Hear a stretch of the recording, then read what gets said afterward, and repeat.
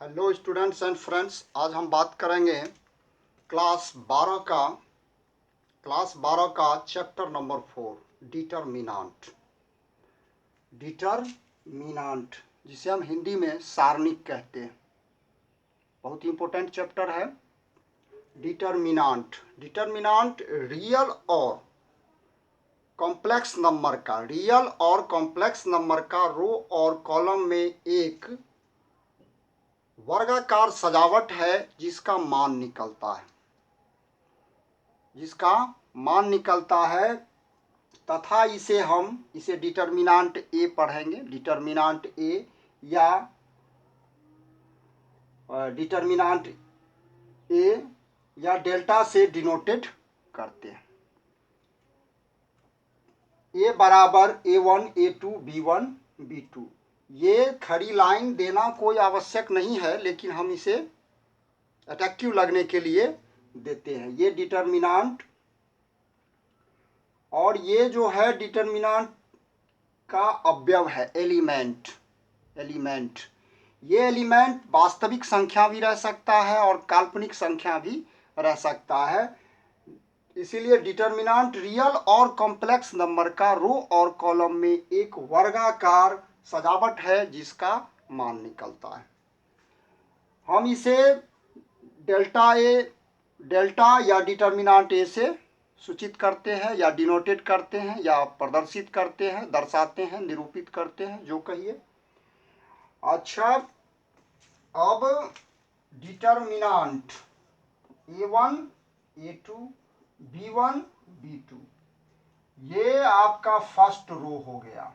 ये क्या हो गया? First row. और ये सेकेंड रो। और ये आपका फर्स्ट कॉलम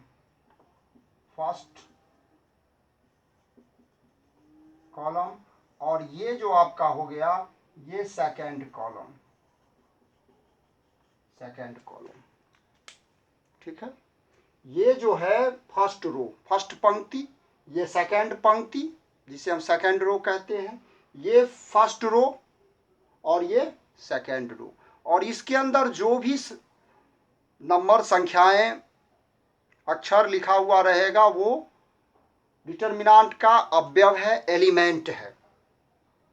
और वो एलिमेंट या तो रियल नंबर होगा या कॉम्प्लेक्स नंबर होगा, वास्तविक संख्या या काल्पनिक संख्या। अब A1 A2 B1 B2 A1 A2 B1 B2 को सारणी का अवयव, एलिमेंट कहते हैं।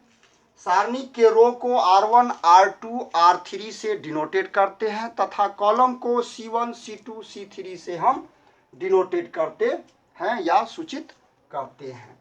दो रो और दो कॉलम वाले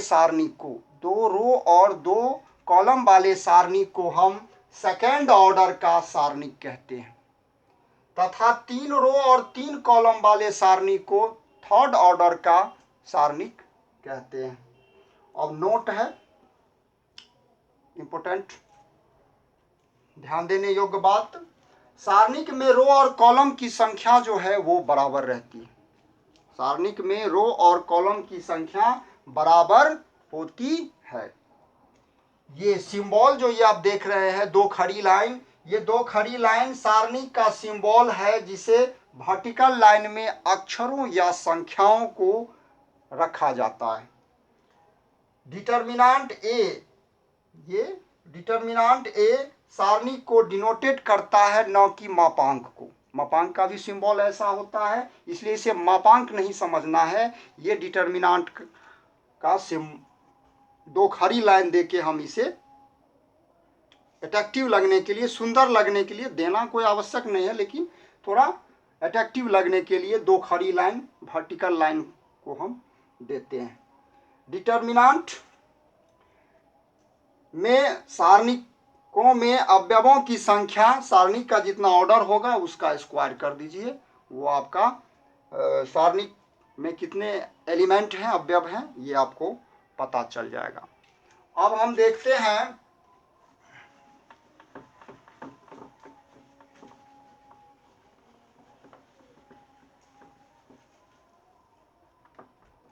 ये हम देख रहे हैं ये।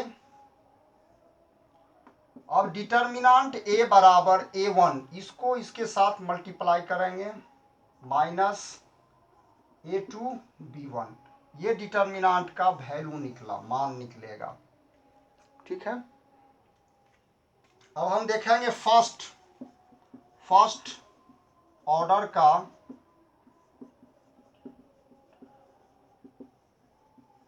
ऑर्डर का डिटर्मिनांट का वैल्यू कैसे निकालते हैं। फर्स्ट ऑर्डर मतलब जिसमें रो भी एक हो और कॉलम भी एक हो। 2, इसका मान कितना हो जाएगा 2। ये फर्स्ट, इसमें रो भी 1 है और कॉलम भी 1 है। अब सेकेंड ऑर्डर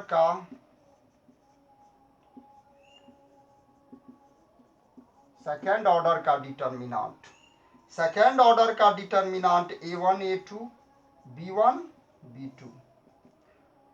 अब हम इसको गुना करेंगे A1 B2 minus A2 B1, इसको इसके साथ मल्टीप्लाई करेंगे और इसको इसके साथ, और माइनस, यहाँ प्लस चिन्ह रहता है, यहाँ माइनस, फिर यहाँ माइनस और यहाँ प्लस।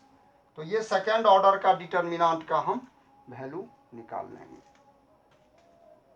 अब हम आते हैं सेकेंड ऑर्डर के बाद third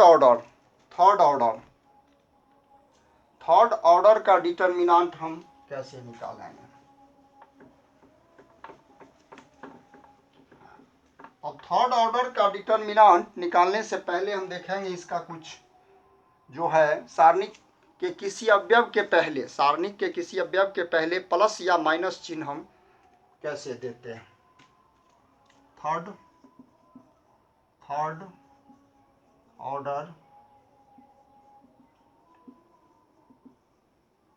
order determinant, third order के डिटर्मिनांट में A1 A2 A3 B1 B2 B3 C1 C2 C3, ये देख रहे हैं। इसमें 3 रो हैं और 3 कॉलम है। डिटर्मिनांट A बराबर,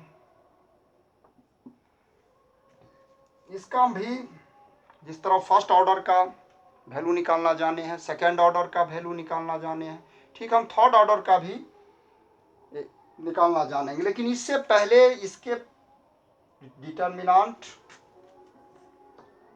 plus minus plus minus plus minus plus minus plus, अगर थर्ड ऑर्डर का कोई सारणिक है तो ये जो होगा ये पॉजिटिव होगा, प्लस होगा, ये निगेटिव होगा, फिर ये पॉजिटिव होगा, फिर ये निगेटिव होगा, ये पॉजिटिव होगा, ये निगेटिव होगा, फिर ये प्लस, ये माइनस और ये प्लस। अब ये प्लस माइनस क्यों होता है हम जस्ट थोड़ा ही देर बाद बतलाएंगे। पहले इसका वैल्यू निकालना हम देख लेते हैं।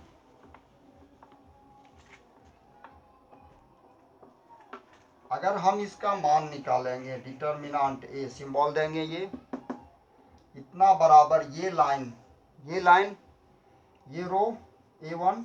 अब ये जिस रो और जिस कॉलम में है उस रो और कॉलम को हटा दीजिए। जैसे ये देख रहे हैं ये हट गया। अब जो आपका बच गया B2 B3 C2 C3, ठीक, यहाँ प्लस चिन्ह था प्लस, अब यहाँ माइनस A2, फिर ये जिस लाइन में है ये लाइन और ये लाइन के अवयव कट हो जाएंगे, उसे हम छोड़ के लिखेंगे ये लाइन पूरा और ये लाइन।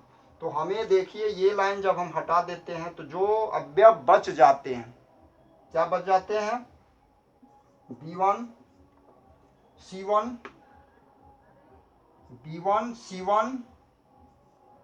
B3 C3, फिर प्लस ये लेंगे,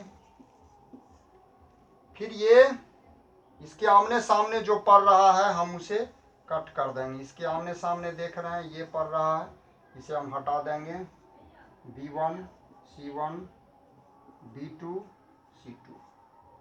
ठीक, अब सेकेंड ऑर्डर का मान हम निकालना, सेकेंड ऑर्डर के डिटर्मिनेंट का मान निकालना जान रहे हैं A1, फिर इसको इससे B2 C3, यहाँ प्लस चिन्ह यहाँ माइनस छिपा हुआ रहता है, minus B3 C2 minus A2, फिर B1 C3 minus B3 C1 plus A3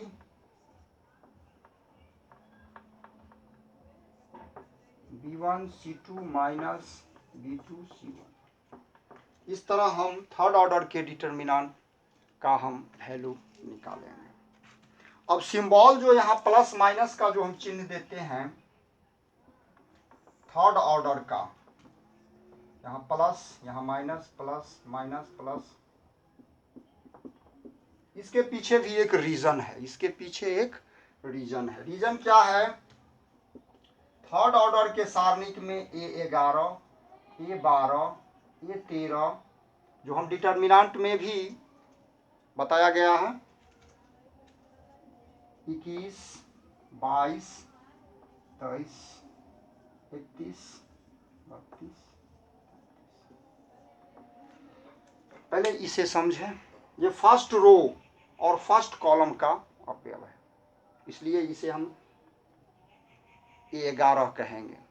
ये ith रो और jth कॉलम के अवयव को डिनोटेट कर रहा है। डिटर्मिनेंट के किसी भी ये अवयव जो है उसे हम ith रो और jth कॉलम के अवयव, ये जो है सो रो को दर्शाता है, क्या मा रो है, और ये कॉलम को।